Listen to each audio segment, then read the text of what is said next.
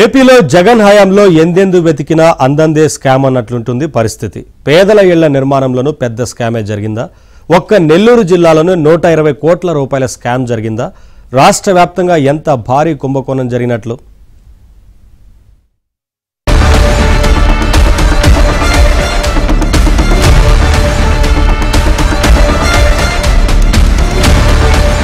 పేదలందరికీ ఇల్లు నిర్మించి ఇస్తాడు మీ బిడ్డ. రాష్ట్రంలో ఇల్లు లేని వారే ఉండకూడదు. ఇలా మాజీ సీఎం జగన్ ఒక లెవెల్లో ఊకదంపుడు ఉపన్యాసాలు దంచుకొట్టేవారు. కానీ జగనన్న ఇళ్ల పేరుతో భారీ కుంభకోణానికి తెరతీశారు. శ్రీ పొట్టి శ్రీరాములు నెల్లూరు జిల్లాలోనే 120 కోట్ల అవినీతి జరిగినట్టు విజిలెన్స్ ప్రాథమిక దర్యాప్తులో నిర్ధారణ అయ్యింది. ఈ విజిలెన్స్ ఎంక్వైరీని నిలిపివేయించేందుకు గృహ నిర్మాణ శాఖ అధికారులు విశ్వ ప్రయత్నాలు చేస్తున్నారు. ఇటీవలే వీరంతా రహస్యంగా సమావేశమయ్యారు కూడా. పూర్తి స్థాయి విచారణ జరిగితే మరికొన్ని అక్రమాలు వెలుగు చూసే అవకాశం ఉంది. ఒక నెల్లూరు జిల్లాలోనే 1000 కోట్ల నిధుల్లో సగానికి పైగా దోచేశారని సమాచారం. ప్రభుత్వ స్థలాలు తక్కువ రేటుకి 10 రూపాయలు ఆ రేటుతో దొరికే స్థలాల్ని 90% పెంచుకొని 250 రూపాయలు 300 రూపాయల లెక్కన మన లెక్కలు చూపించి దండుకున్న వైసీపీ ప్రభుత్వం ఈ విషయాన్ని గత 4 సంవత్సరాలుగా అనేక స్థలాల్లో చూపించడం జరిగింది.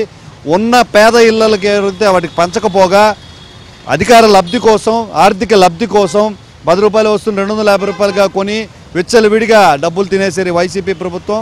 స్థానిక వైసీపీ నాయకులు ఎవరైతే ఉన్నారో వాళ్ళు బలపడ్డారే కానీ పేదలకు ఇల్లు అందింది లేదు. వీటిలన్నిటి గురించి కూడా సిట్ చేత విచారణ చేపించాలి. ఉన్నతాధికారుల చేత ఒక కమిటీ వేసి టిట్కో ఇళ్లలో జరిగిన ఆర్థిక ప్రలోభాలు, అదేవిధంగా ఆర్థిక లబ్ధులు, అక్రమాలు, అన్యాయాలు వీటిలన్నిటి గురించి కూడా చట్టపరమైన చర్యలు తీసుకొని దోషులను శిక్షించాల్సిందిగా కోరుకుంటున్నాను. ఈ హౌసింగ్ స్కామ్ కు సంబంధించి 300 మంది ఇంజనీరింగ్ అసిస్టెంట్లకి విజిలెన్స్ అధికారులు నోటీసులను జారీ చేశారు. ఏఈల నుంచి పీడీ రాష్ట్ర స్థాయి అధికారుల వరకు కుంభకోణంలో ప్రమేయం ఉంది. అక్రమాలపై చర్యలు తీసుకుంటే జైళ్లకు వెళ్లాల్సి వస్తోందని అధికారుల్లో గుబులు మొదలైంది. ఈ విజిలెన్స్ విచారణ ఆపాలంటూ ఎమ్మెల్యే సోమిరెడ్డి చంద్రమోహన్ రెడ్డి మంత్రి పార్థసారథి దగ్గర వేడుకోగా వారు చివాట్లు పెట్టి వెనక్కి పంపారు. భారీ అవినీతిపై విచారణ జరగాల్సిందేనని తేల్చి చెప్పారు. తాను కాలుతో తంతే గోడలు కూలిపోయాయంటూ సోమిరెడ్డి అధికారులపై ఆగ్రహం వ్యక్తం చేశారు. 3 నెలలు ఆ ఇళ్లలో మీరు ఉంటారా అంటూ ప్రశ్నించారు.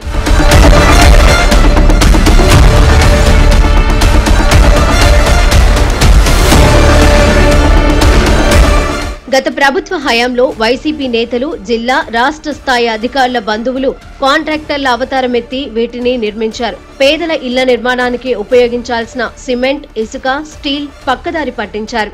రాజకీయ నాయకులు బాగానే ఉన్నారు గాని ఇందులో ఇరుక్కుపోతామన్న భయంతో అధికారులు మాత్రం విలవిలలాడుతున్నారు.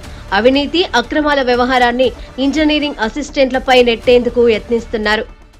వాస్తగా సిమెంట్, నాసిరకం సిమెంట్ తట్ట పట్టుకుంటే పెచ్చలుగా ఊడిపోయే విధంగా ఈరోజు ఆ ఇళ్ళు ఉన్నాయి. రేపు పెన్నా నదిలో నీళ్లు వస్తే ఆ నీళ్ళల్లో మునిగిపోతాయి. ముంత ప్రాంతం అది మునగ ప్రాంతం నడువు లోతు నీళ్లలో తెప్పలేసుకు రావాల్సిన పరిస్థితి ఏర్పడింది. ఆ భూమి తక్కువ రేటు ఉండే భూమిని ఎక్కువ కొనుగోలు చేశారు. తర్వాత వాళ్ళ బినామీదారులకు ఇల్లు కట్టేదానికి ఇచ్చి నాసిరకం సిమెంట్తో కట్టారు. కాబట్టి నేను ఖచ్చితంగా చెప్తున్నాను, అధికారులు దీనికి స్పందించి ప్రజలకు న్యాయం చేయాలని చెప్పని కోరుకుంటున్నాను. మన జగనన్న కాలనీల పేర్లతో చిన్న చిన్న కుటుంబాలకి మన సంతపేట కొన్ని ఏరియాల్లో లోతట్టు ఉన్న ప్రాంతాలందరికీ జగనన్న కాలనీలని కొంతమందికి ఇల్లులు ఇచ్చారు. ఆ ఇల్లులు చూసుకుంటే 6 అంకణాలు ఇల్లులు. ఆ 6 అంకణాల్లో కనీసం వాళ్ళ బాత్రూములు కూడా లేనంత ప్లేస్లు ఇచ్చారు. సరే అయ్యన్న అట్టపోయి అక్కడ నివసిద్దామని ప్రజలు అనుకుంటే వాటిల్లో మన జగనన్న ప్రభుత్వం ఏదైతే నాయకులు ఉన్నారో నాయకులు, జగనన్న ఎమ్మెల్యేలు, వాళ్ళ మద్దతుదారులు దాదాపు అది అంకణం 500 నుంచి 1000 రూపాయల లెక్కన ఈ రేట్లలో కొని 3000, 4000 మన గవర్నమెంట్కి బిల్లులు పెట్టి అవన్నీ ఈ ఎలక్షన్స్కి ఖర్చు పెట్టే విధంగా వాళ్ళ ఇళ్లలో సర్దుపెట్టుకున్నారు. ఒక్క నెల్లూరు జిల్లాలోనే ఇంత భారీ స్కామ్ జరిగితే రాష్ట్రమంతా ఏం జరిగిందో అర్థం చేసుకోవచ్చు. జగనన్న కాలనీలకు సేకరించిన భూములపైన సమగ్ర నివేదికను సిద్ధం చేస్తోంది అధికార యంత్రాంగం. పీఎంవైఏ పథకం కింద ఇచ్చిన నిధులను వైసీపీ ప్రభుత్వం మళ్లించింది. మ్యాచింగ్ గ్రాంట్ ను అప్పటి జగన్ ప్రభుత్వం చెల్లించలేదని, అంతేకాకుండా కట్టని గృహాలను కట్టినట్లుగా చూపి బిల్లులు చేశారని నివేదికలో పొందుపరిచారు. 1,52,000 గృహాలకు సంబంధించి నిర్మాణం చేయకుండానే కట్టేసినట్లు కాగితాలలో చూపించి బిల్లులు చేసినట్లు ప్రాథమిక నివేదికలో పేర్కొన్నారు అధికారులు.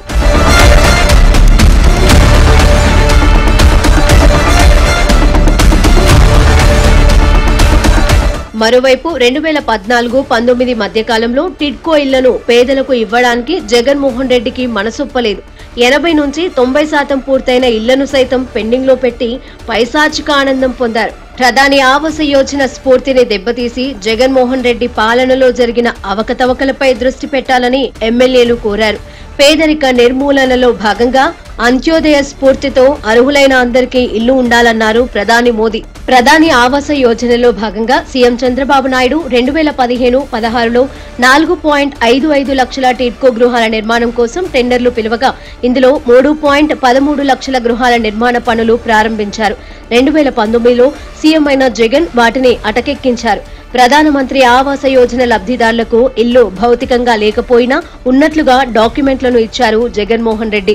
ఇళ్ల నిర్మాణం జరగకపోయినా లబ్ధిదారుల పేరుపైన రుణాలను సేకరించి నిధులు పక్కదోవ పట్టించారని విష్ణుకుమార్ రాజు లాంటి బీజేపీ ఎమ్మెల్యేలు ఆరోపిస్తున్నారు. పూర్తి కాని ఇళ్లకు ఈఎంఐలు చెల్లించలేక లబ్ధిదారులు బ్యాంకుల నుండి నోటీసులు అందుకుంటున్నారు. ప్రధానమంత్రి ఆవాస యోజన లబ్ధిదారులకి ఇళ్లు భౌతికంగా పూర్తి కాకపోయినా కానీ జగన్మోహన్ రెడ్డి గారు ఇళ్లు పూర్తయినటువంటి విధంగా రిజిస్ట్రేషన్ డాక్యుమెంట్లు వాళ్ళకి ఇవ్వటము, ఏ గృహాలైతే ఉన్నాయో వాటి మీద బ్యాంకుల నుంచి రుణాలని తీసుకుని లబ్ధిదారుల పేరు మీద ఆ మొత్తాన్ని కూడా డైవర్ట్ చేయటము, ఆ ఇళ్లు పూర్తి కానందువల్ల ఆ వడ్డీ పెనుభారం అయ్యి ఇబ్బందులు పడటం, బ్యాంకుల దగ్గర నుంచి నోటీసులు తీసుకోవటం, వారికి బాగా పేదవారికి నెత్తి మీద మూలిగే నక్క మీద తాటికాయ చందన ఇబ్బందులు ఎదురవుతా ఉన్నాయి అనే అంశాన్ని దృష్టికి తీసుకొచ్చారు. అలాగే ఇండ్లు పూర్తి చేసి సకాలంలో అప్పజెప్పిన కాంట్రాక్టర్లకు కూడా వారికి చెల్లింపులు సకాలంగా చేయకపోవటం వల్ల దాదాపు 43 మంది కాంట్రాక్టర్లు 2019-24 మధ్య ఆత్మహత్య చేసుకున్నారనేటటువంటి విషయాన్ని కూడా వారు చెప్పడం జరిగింది. ఈ అంశాలకి సంబంధించి ఇప్పటికే పీఎం ఆవాస్ యోజనకి సంబంధించి అధికారుల దగ్గర నుంచి సమీక్ష కోసం కావాల్సినటువంటి సమాచారాన్ని మేము మా కార్యాలయం నుంచి అడగటం జరిగింది. రాష్ట్ర వ్యాప్తంగా గతంలో టీడీపీ ప్రభుత్వం నిర్మించిన టిడ్కో ఇల్లు మాజీ సీఎం జగన్ పిచ్చి చేష్టలతో సర్వనాశనమయ్యాయని పురపాలక పట్టణాభివృద్ది శాఖ మంత్రి నారాయణ మండిపడ్డారు. వెంకయ్యనాయుడు కేంద్ర పురపాలక పట్టణాభివృద్ది మంత్రిగా ఉండగా 7 లక్షలకు పైగా టిడ్కో ఇళ్లను ఏపీకి మంజూరు చేయించామని, 5 లక్షల ఇళ్ల నిర్మాణానికి తాము అనుమతించామని, అయితే జగన్ అధికారంలోకి వచ్చాక వాటిలో దాదాపు సగం ఇళ్లను రద్దు చేశారని చెప్పుకొచ్చారు. గత ప్రభుత్వం జగన్మోహన్ రెడ్డి ప్రభుత్వం వచ్చి ఇప్పుడు సభ్యులందరూ చెప్పారు, ఒక కక్ష సాధింపుతో పేదల నిరుపేదలకి ఎందుకు ఇట్టాటి ఇళ్ళని ఉన్న ఇళ్లలో 2,38,360 ఇళ్లను క్యాన్సిల్ చేసి కేవలం 2,61,640 ఇళ్లు మాత్రం ఉంచారు. జగన్మోహన్ రెడ్డి వీటిని పూర్తిగా నాశనం చేయటం జరిగిందండి. బిల్డర్స్ సఫర్ అవుతున్నారు కట్టినోళ్ళు, ఎందుకంటే దానికి అడ్మినిస్ట్రేటివ్ గ్యారంటీ లేదు, టెండర్ లేదు, ఏమీ లేకుండా 300 కోట్ల రూపాయల సుమారు వరకు కలసి మార్చేశారు. ఇళ్ల పట్టాల పథకంలో వైసీపీ ప్రభుత్వం స్కామ్ కు పాల్పడిందంటూ 2023లోనే ప్రధాని నరేంద్ర మోదీకి లేఖ రాశారు పవన్ కళ్యాణ్. 35,000 కోట్లకు పైగా దోపిడీ జరిగిందని ఆరోపించారు. పేదలందరికీ ఇళ్ల పట్టాల పేరుతో జరిగిన దోపిడీపై సిబిఐ, ఈడీలతో విచారణ జరిపించాలని కోరారు. ఇప్పుడు రాష్ట్ర ప్రభుత్వం పూర్తి స్థాయిలో విచారణ జరిపితే జగనన్న ఇళ్ల అసలు రంగు బయటపడుతుంది.